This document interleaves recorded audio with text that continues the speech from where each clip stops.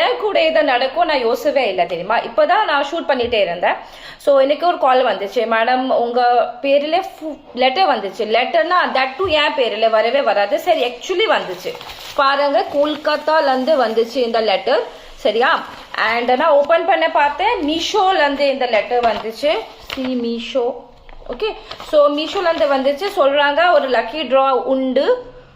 And first prize na 14 lakh 49,000.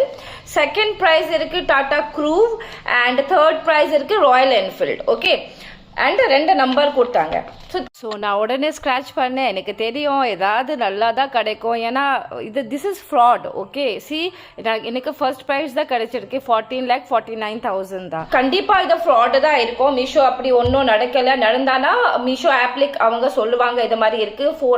அவங்க நிறைய add பண்ணுவாங்க. இது மாதிரி எவ்வளோ லேக்ஸ் ருபீஸ் தே ஆர் கிவிங்னா கண்டிப்பாக ஆட் போடுவாங்க. ஸோ இது மாதிரி நிறையா ஃப்ராட் நடக்குது. சரியா, ஸோ கொஞ்சம் பத்திரமா இருங்க. இந்த ரெண்டு நம்பர் ஸ்க்ரீன்ஷாட் எடுத்துக்கோங்க. இந்த நம்பர் வந்துச்சுன்னா பிளாக் பண்ணுங்க. அண்ட் வாட் இஸ் ஸ்கேரினா என்னோட வீடோட பர்ஃபெக்ட் அட்ரஸ் அண்ட் என்னோட நம்பர், மீஷோல என் நம்பர் இல்லை, இங்கேருந்து கிடைச்சிருக்கு என் நம்பர் தெரியாது.